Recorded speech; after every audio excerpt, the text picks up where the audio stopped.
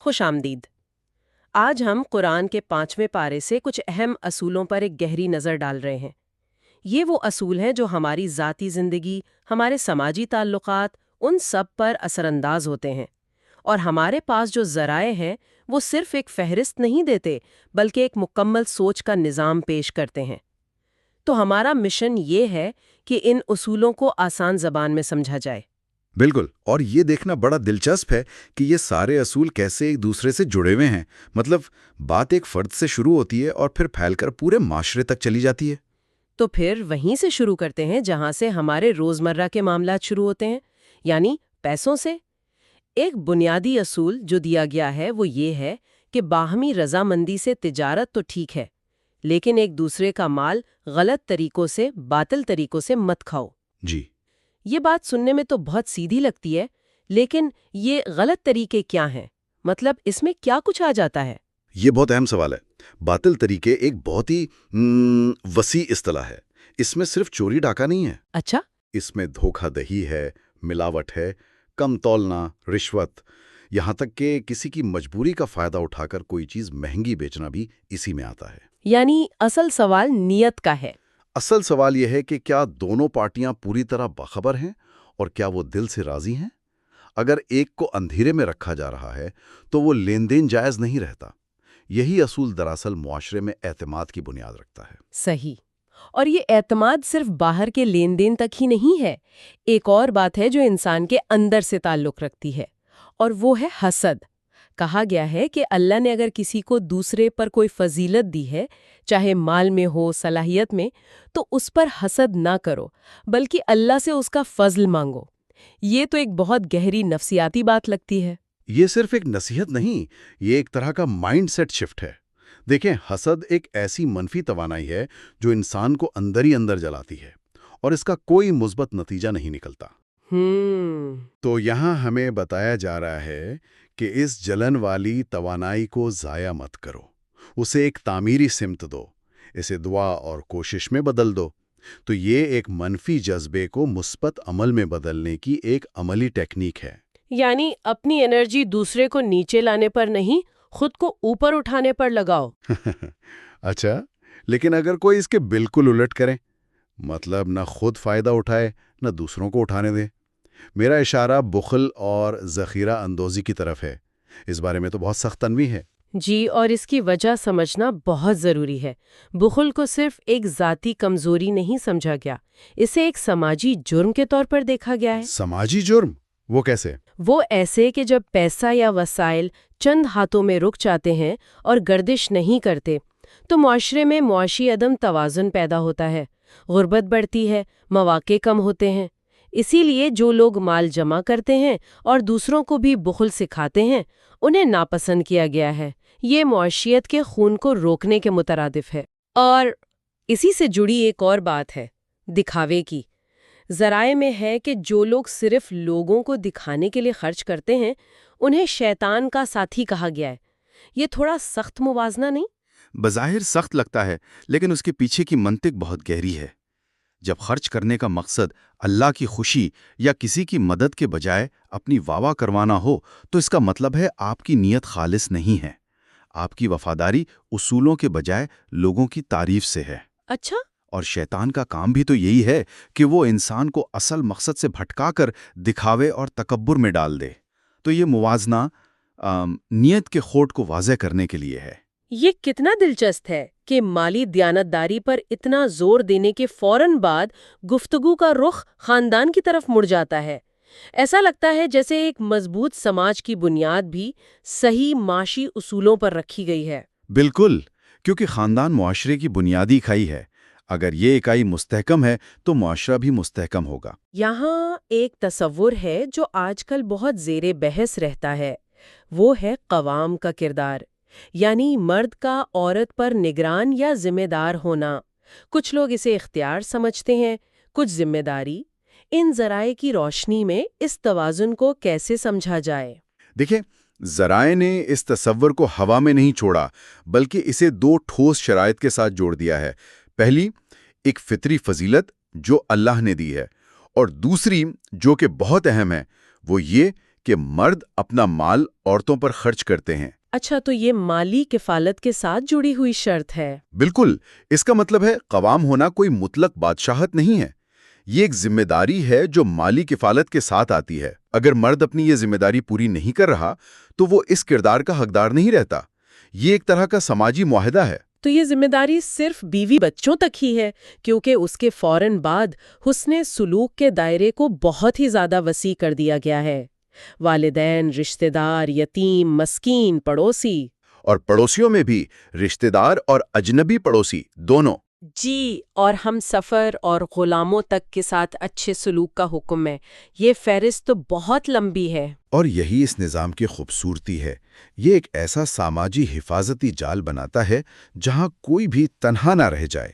آج ہم پڑوسیوں کے حقوق کی بات کرتے ہیں، لیکن یہاں ہم سفر کو بھی شامل کیا گیا ہے، یعنی آپ بس میں جس کے ساتھ بیٹھے ہیں اس کے ساتھ بھی آپ کا رویہ اچھا ہونا چاہیے۔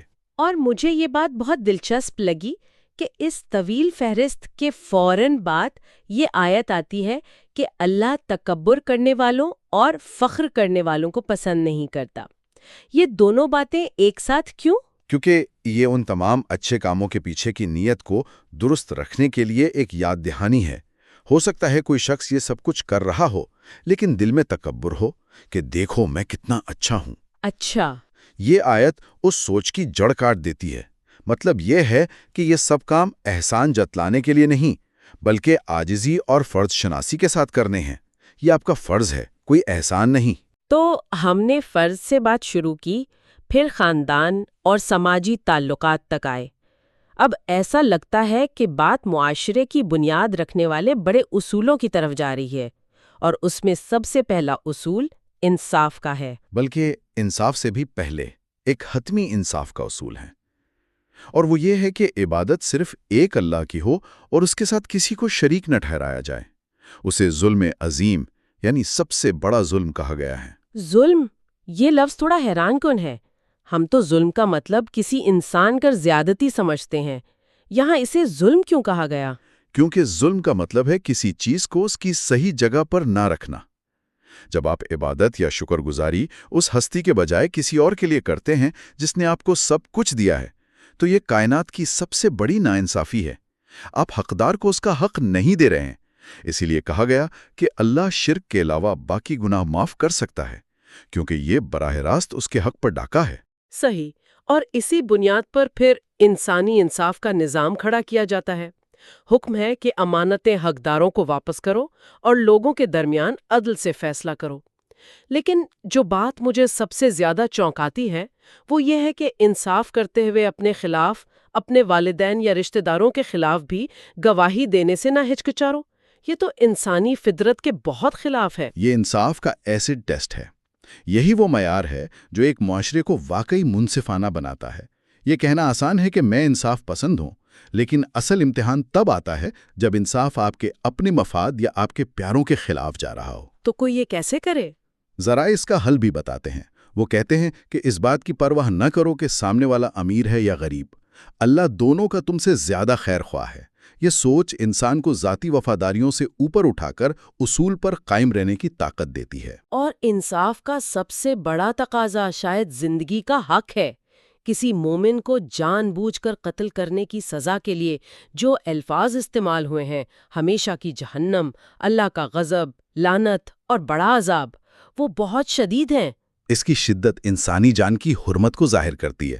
جب ایک جان کے ناحق قتل پر اتنی سخت سزا ہوگی تو یہ پورے معاشرے کے لیے ایک پیغام ہوتا ہے کہ انسانی زندگی کی قدر سب سے بڑھ کر ہے۔ تو یہ معیار تو بہت بلند ہیں۔ انصاف، امانت داری، خاندان کی ذمہ داریاں، یہ سب پورا کرنا تو بہت مشکل ہے۔ کیا ان ذرائع میں اس انسانی کمزوری کا کوئی اعتراف بھی ہے؟ بالکل ہے، اور یہی اس نظام کی حقیقت پسندی ہے۔ ان بلند معیارات کو قائم کرنے کے بعد فوراً انسان کی کمزوری کو تسلیم کیا جاتا ہے۔ ایک جگہ واضح طور پر کہا گیا ہے کہ انسان کو کمزور پیدا کیا گیا ہے۔ اچھا، اسی لیے شاید گناہوں سے بچنے کی ایک حکمت عملی بھی بتائی گئی ہے کہ اگر تم بڑے گناہوں سے بچو گے تو ہم تمہارے چھوٹے گناہوں کو معاف کر دیں گے۔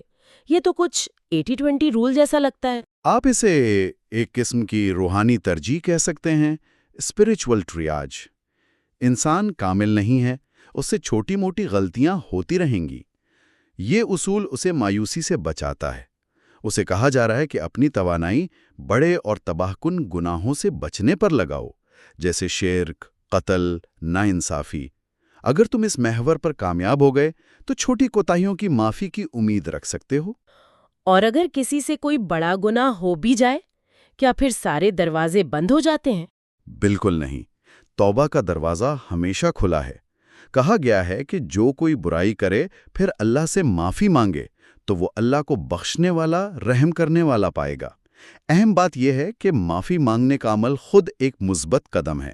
یہ اپنی غلطی کو تسلیم کرنا ہے۔ اسی ضمن میں منافقین کا ذکر بھی ہے، جن کے بارے میں کہا گیا ہے کہ وہ آگ کے سب سے نچلے درجے میں ہوں گے۔ ان کا جرم کیا ہے؟ ذرائع ان کی کچھ نشانیاں بتاتے ہیں، جیسے سستی سے نماز پڑھنا اور دکھاوے کے لیے کام کرنا۔ نفاق یا منافقت کو اس لیے اتنا سنگین سمجھا گیا ہے کیونکہ یہ معاشرے کے اعتماد کی بنیاد کو کھوکھلا کر دیتی ہے۔ ایک کھلا دشمن اتنا خطرناک نہیں ہوتا جتنا دوست کے روپ میں چھپا دشمن۔ ان کا ظاہر کچھ اور، باطن کچھ اور۔ لیکن یہاں بھی آپ دیکھیں، ان کے لیے ایک راستہ کھلا رکھا گیا ہے۔ اگر وہ توبہ کر لیں، اپنی اصلاح کر لیں اور اپنے دین کو خالص اللہ کے لیے کر لیں تو ان کی بھی بخشش ہو سکتی ہے۔